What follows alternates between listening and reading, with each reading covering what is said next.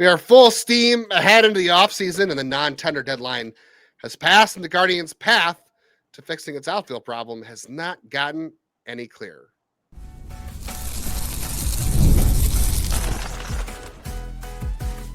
You are Locked On Guardians, your daily podcast on the Cleveland Guardians. Part of the Locked On Podcast Network, your team every day. What's up, Guardians fans? Thanks for hanging out with us for the next half hour on Locked On Guardians, the only daily podcast that covers your team every day, from the majors to the minors and the draft and everything in between. Part of the Locked On Podcast Network, the number one sports podcast network out there. Thanks to you. I'm Justin Lada, one of your two co-hosts, have been for the last 3 years counting, and my friend and co-host Jeff Ellis. And I've also spent 18 years covering the Guardians minor league system as a prospect writer and editor. As you mentioned, I'm Jeff Ellis. I've been here since Locked On started with baseball. Before that, I was national writer at Scouting 24/7, focused on prospects and the draft. I want to thank you for making today's episode your first listen today and every day, wherever it is you get podcasts, as well as a big shout out to all of our everydayers. It's always a default to talk about Anthony and John, but they're always in the comments, so those are two easy everydayers. Thank you to everyone, sticking with us in spite of what you might have found to be slightly annoying news or maybe anticlimactic news last week.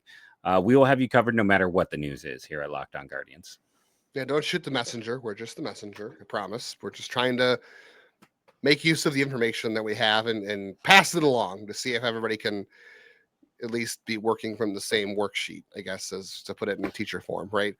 You don't want your students working on different worksheets and giving the different answers. Later in today's show, we'll talk about the scrap heap of free agency and why the diamonds in the rough aren't what people think they are. In a little bit, we'll talk about the Guardians' outfield plans and how they look as muddled as ever after last week's roster decisions. And first on today's show, how desperate are the Guardians for impact back quality? Because their non-center decisions, I think, told us an awful lot. Today's show brought to you by Game Time. Download the Game Time app, create an account, and use code LOCKEDONMLB for $20 off your first purchase. So we've been saying for weeks we thought that Nolan Jones would be an obvious non-tender, right? We didn't think there's no way they're going to pay Nolan Jones $2 million to come back next year and do whatever the heck he did in 2024 or 2025. And they decided to do that. I thought for sure he and Will Brennan would both be let go. Thought Sam Hentges would be back. And then, Festa, Fry, and Quan obviously were very obvious decisions on their own. But it is, I know people are going to get mad. Oh my gosh, you're saying this is a good decision.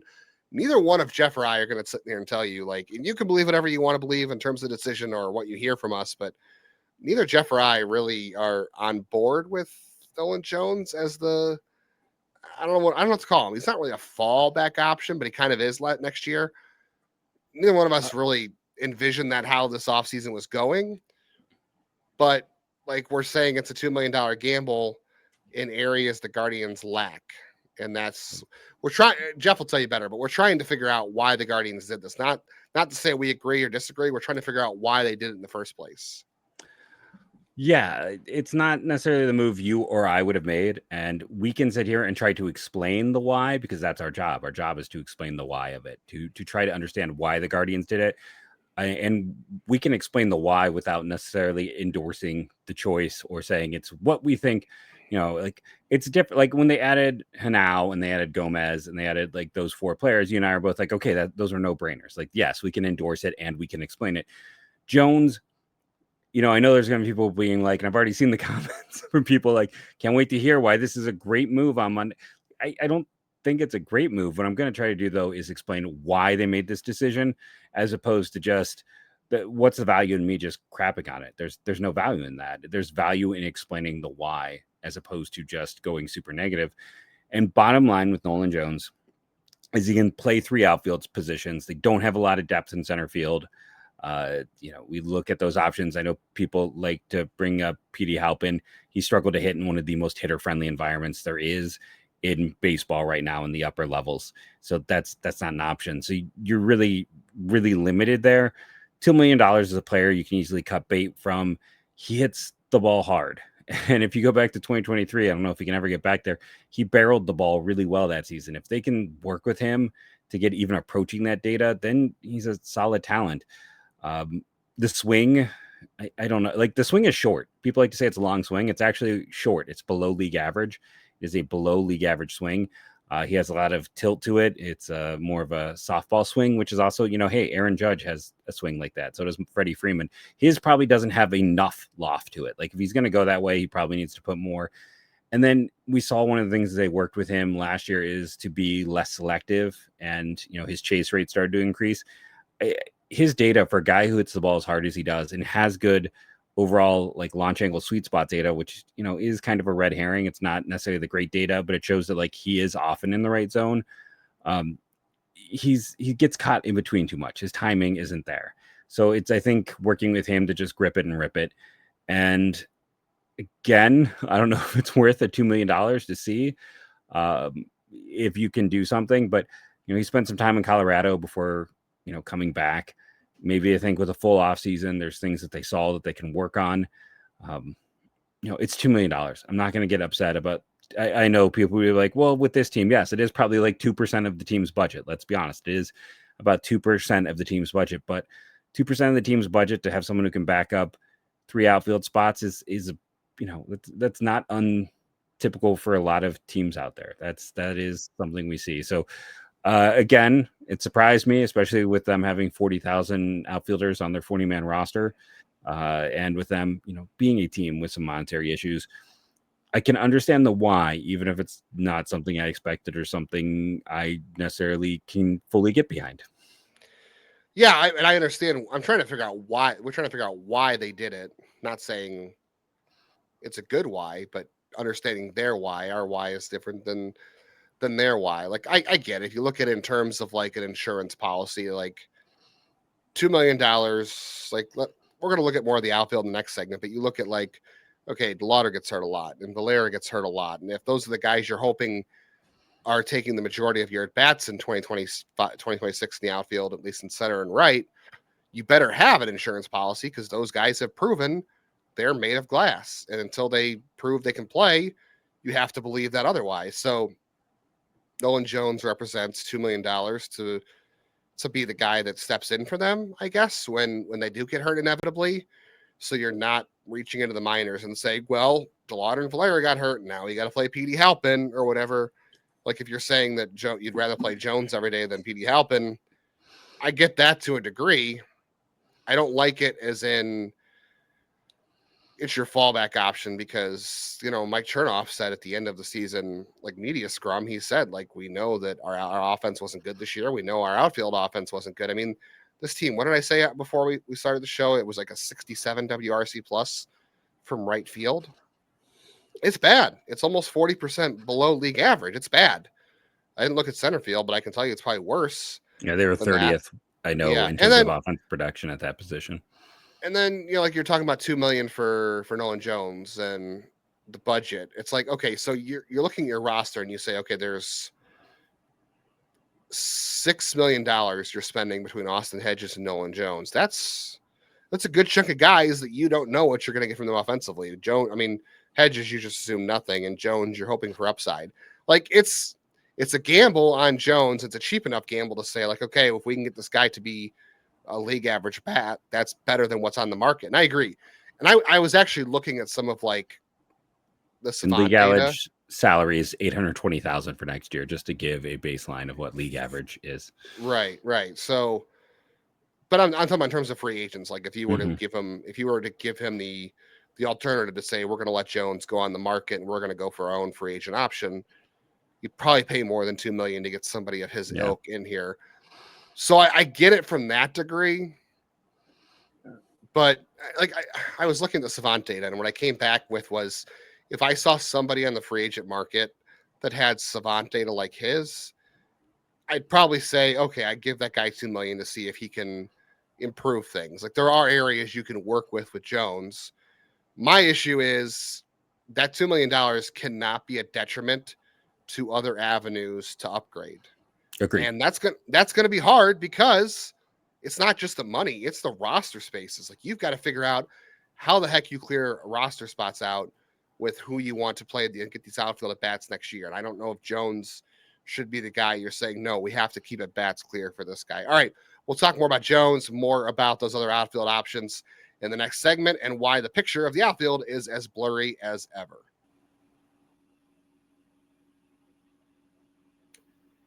The NBA, it is heating up. You might even say it's on fire.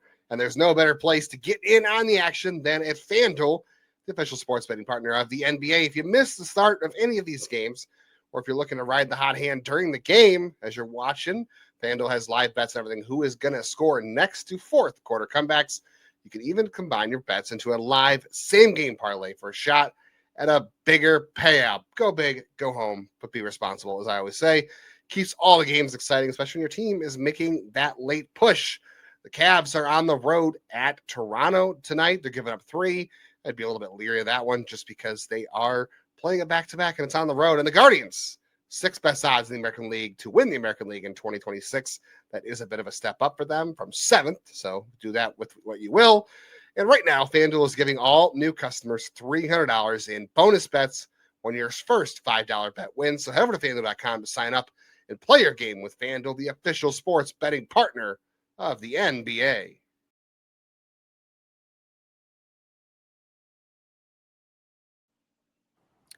As always, want to thank you for making Locked On Guardians your first listen today and every day, wherever it is you get podcasts. And of course, a bigger thank you to all of you who have made Locked On the #1 sports podcast network. We appreciate each and one of you. Shout out to Bill K, one of our everydayers. I know he's always retweeting our stuff and talking about how he enjoys the episodes. Also, Ohio State beat writer, so go Bucks. Love that, but appreciate Bill's support. Keep up to date with all things Guardians all off season long. Hit the bell on YouTube because, Friday we had a kind of quick bonus video on the Guardians non-tender decisions. So you would have got that sent right to your phone if you had the bell turned on, especially with all new episodes whenever news happens. And we're free everywhere you get podcasts. So make sure you're auto-downloading on audio on all those platforms, especially during the holiday season. We'll tell you more about our holiday schedule later in today's show. So, yeah, the Guardians outfield, it's very messy. It's very blurry, as Puddle of Mud would say. It is. I'm going to read you the outfield options on the 40-man roster, Jeff, just so we're It's clear. a lot. It's a lot of dudes. It's Steven Kwan. This is no particular order, but it's kind of an order. So Steven Kwan, Chase DeLauter, George Valera, Nolan Jones, Jed Kensley Noel, Jonathan Rodriguez. You have Angel Martinez, who's primarily a center fielder. You have Daniel Schneemann, who can play infield, outfield. You have CJ Kafis, who played a lot of outfield when he came up last year. You have Petey Halpin. Khalil Watson. You can bet that Watson and Halpin are depth guys at best. They shouldn't be more than that. If you look at that list, the guys you want to get the most at bats are Kwan, DeLauter, and Valera right now, at least who you have on your roster right now. But as we talked about before, DeLauter, if he plays 100 games, I'll be thrilled. If Valera plays 100 games, I would be thrilled. It's the other 62 that the Guardians got to figure out. And that's, again, 100 is the high end for both those guys. What's the last time either of those guys played 100 games? I don't know if Chase DeLauter ever has. Right, exactly. So you've got to figure out what to do. And I don't think that Nolan Jones, that's your stopgap. That's your backstop to fill if DeLauter doesn't play 100 games. Nolan Jones, $2 million. We're going to hope his barrel rate gets better. And here's the other thing too. 2023, we know that his average on balls in play was unsustainably high, right? Almost he also 400. played, and he played in a very good offensive environment, even though he had good numbers on the road that year. In 2024, he went through a lot of personal stuff off the field. He had lower back injuries. So I can explain coming back to earth in 2024, as far as, yes, the average on balls in play was going to come down, even if you do hit the ball hard. And then the off the field stuff and the injuries. I don't have a good answer for 2025 other than his swing is jacked up and they have to fix it. And I don't think either you or I can sit here and say, well, if his swing's messed up, the Guardians are the team to fix it. If this was a pitcher, I'd say, yeah, this would be a great opportunity. But I think it's not. It's also an indictment about the free agent market and how poor the free agent market is, how little there is out there. You and I had a fun back and forth debate today about the Marcus Semien deal, where it's like Texas found, an incremental upgrade, but is costing them $30 million extra to do it. Because there's no one on the outfield market. Like the outfield market is so bad that it does feel like a degree of this kind of reflects back on looking at the market and being like, well, crud. We better. And again, I don't think it's $2 million. How much was Tristan McKenzie last year? Was he like 3 million? Like they cut bait quick with Tristan McKenzie. Like this is just they're willing to do these cheap gambles, and if it doesn't work out, cut bait and go. So they need the depth, and I think it's more than anything else. It's about depth, and then we'll have to see what they can go with. Should we now talk Hentges? And a lot of people, I think the second most surprising move was taking Hentges off the roster. We can. I just want to say, like, more at the outfield. Like, given the list I put out there. Mm-hmm. You can't go into spring training with this as your outfield list. I'm sorry. You just can't. You can't come to spring training in 2026 and say, these are our outfield options. You have a lot of options, but the same amount of options is like going through your cabinet, having cereal for breakfast, and all the cereal boxes are open and stale, or, mice got in them. Like these can't be your only options going into I don't next think year. they will be. I really do. I agree with you. Early on, I don't think it will be. I just want to know, like, I'm trying to figure out in my head how they're going to clear some of these spots. Because if you're going to add an external option outfield wise, whether it's a trade or free agent, I want to know how the heck you're going to clear that spot out. You cut them, and they've got free open spots right now on the rosters. They can add guys, and then you go into. They're 38. They're 38. Then they cut 3 guys off. Or is 2. it just the 2? Okay. Well, they're 38. That gives them 2 spots, and then it's easy to move other guys off. Right, but you have a million outfielders. So, like, I'm saying, I just don't want to hear that, we already have all these outfields. We have to get these guys at bats. We got to figure it out. I don't want the guys that are here now blocking an external option. I'm sorry, I don't. I don't think they will be. One. Maybe I'm being too Pollyanna, but I think that, like, those guys are here to compete, and because, hey, we don't have to cut them yet. But I think, we've talked about, like, they're not going to be able to break camp with all of these guys. So I still strongly believe that they will. Yeah. We'll see some more of these guys gone before the season begins. Yeah. Yeah, I guess we'll see. And like you said, $2 million, it's not a big deal to them, but at the same time, this is also an organization that probably shouldn't be extremely careless about $2 million too, especially given the free agent market. And I know it's an ugly mess out there. We'll talk about more of that in segment 3, but and then we're going to talk about this throughout the offseason. I'm sure we'll talk about it next week when we preview the winter meetings, which is coming up the first full week of December.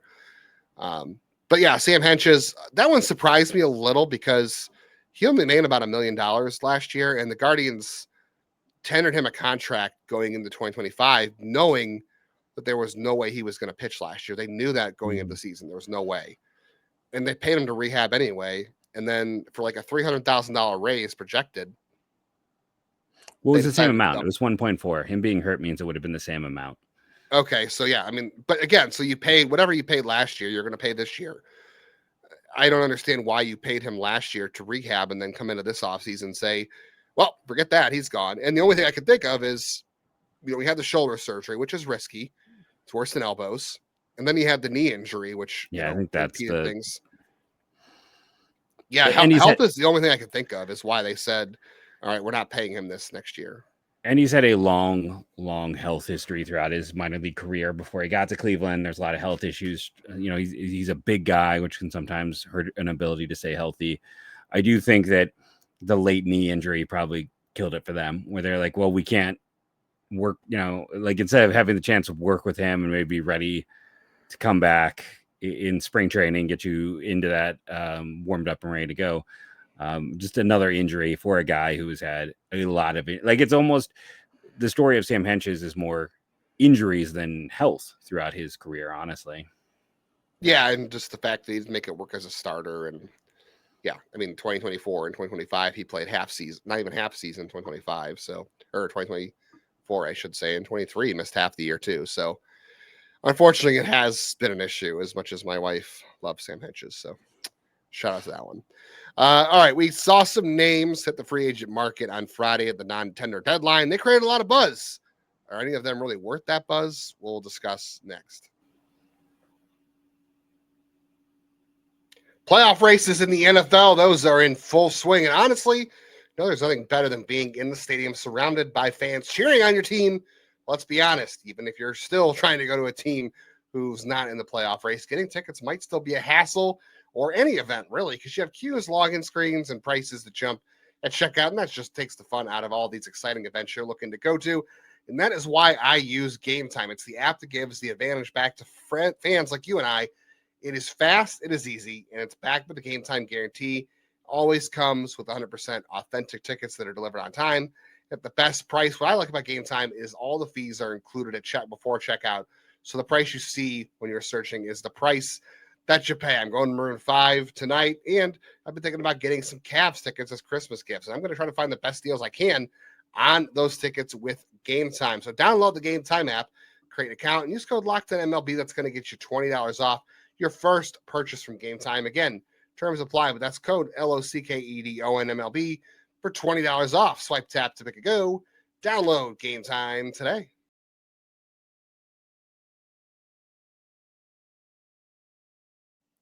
If you're looking for some baseball talk to heat things up in the winter for you, follow Jeff at Jeff MLB Draft everywhere on social media. You could follow me at jail_baseball or jail baseball, other places.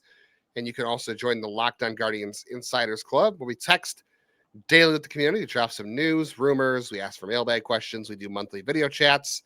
We'll do that before the winter meetings, I promise. And provide some bonus content from time to time as well. That's joinsubtext.com/LockedOnGuardians to tap in.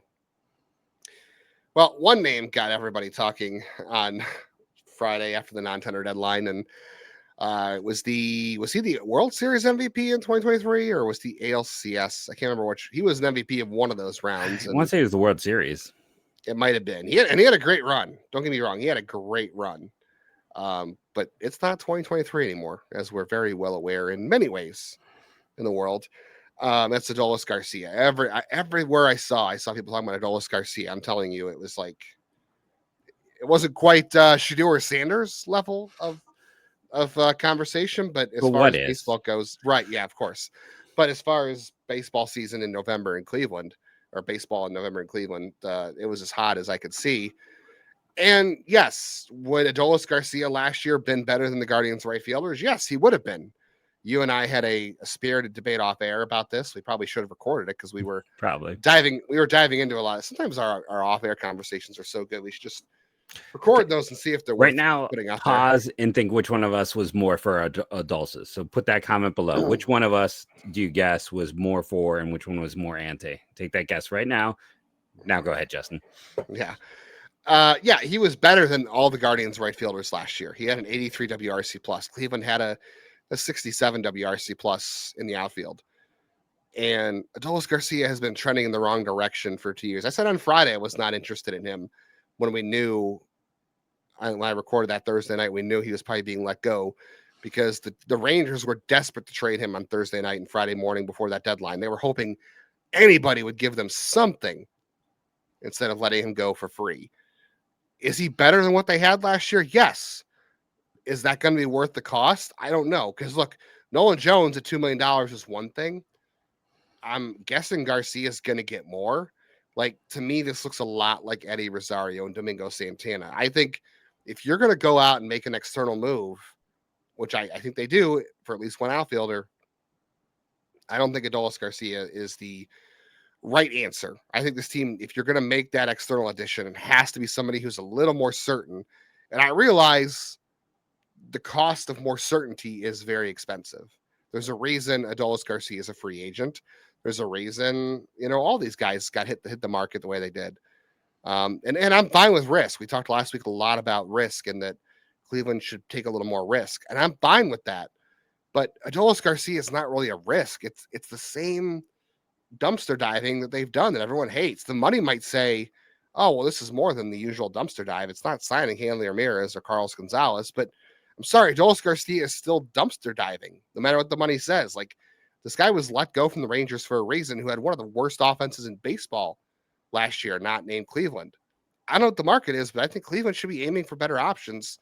But if they're going to do that, they should move quickly if they decide that Garcia is a fallback option, not their first choice. And I don't know how the market's going to heat up for that, but like things are trending in the wrong direction for him. And I don't see that as the first place I'd be spending money to upgrade my outfield, because there's a very good chance it's not going to be an upgrade at all. And you're going to be stuck doing the same thing you did again with Eddie Rosario and Domingo Santana.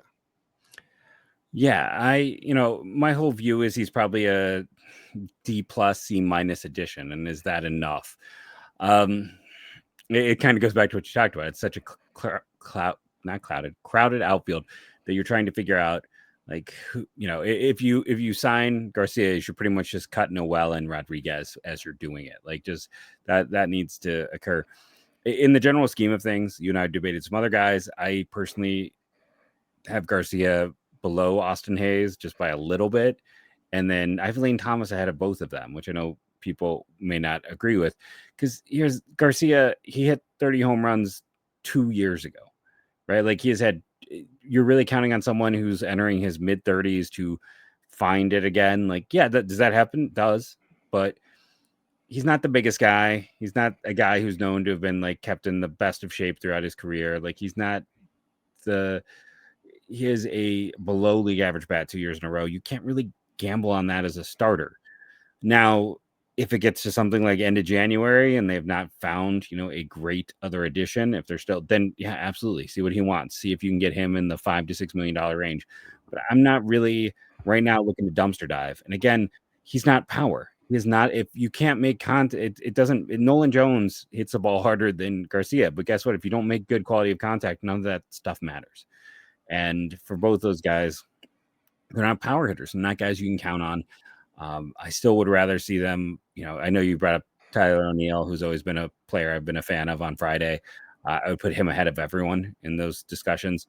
I'd rather see him chase someone who literally can produce. And I know people didn't love it when we talked about Brendan Donovan and guys who don't have power, but I just want offensive production. Give me someone who's got 3 to 4 years of above league average offensive production, not a guy who's got 2 to 3 years of below. And, I was more into Garcia than you. Like, I'm not opposed. I wouldn't be super upset, but no one was giving him 12 million. That's why no one could get him for free.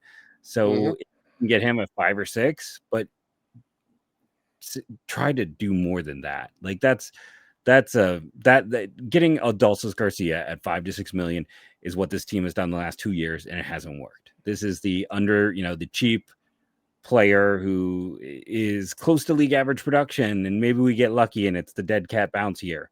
We're all tired of that. Like, try to aim a little bit higher. And I don't think it's there in free agency. I got to be honest. Again, there's no such thing as a 1-year deal anymore.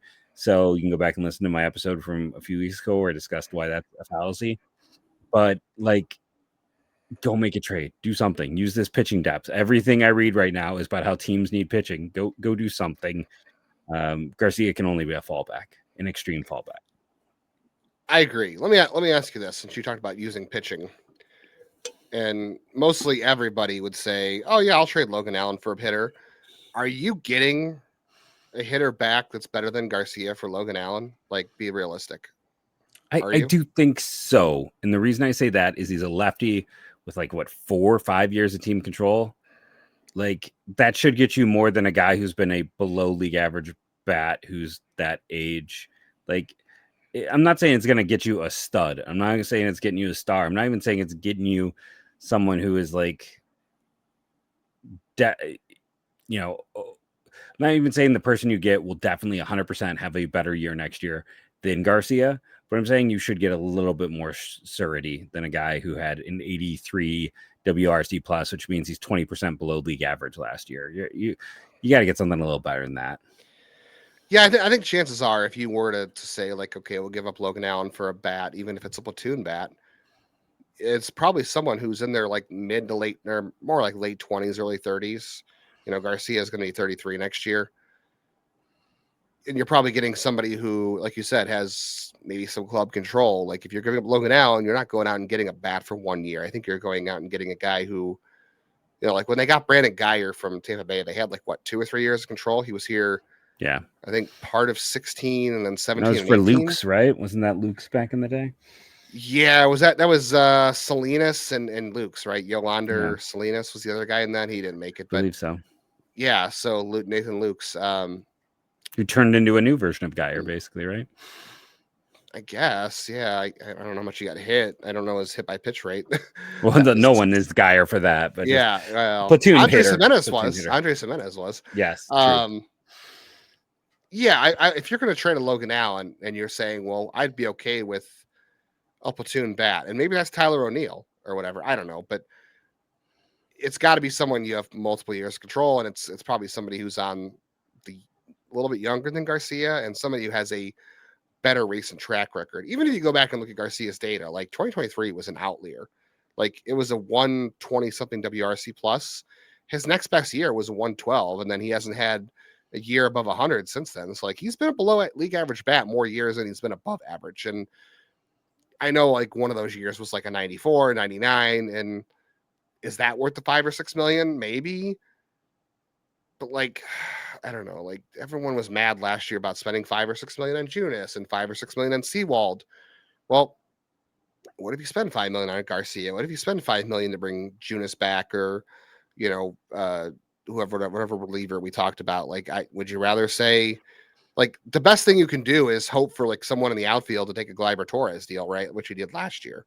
That's what you're hoping for, but I don't know who that is. It's not Garcia, because Torres was coming off a better year than that, because at least he had one strong half year and he wasn't, fully cooked. Garcia has been going in the wrong direction for 2 years. So I don't know who that option is. I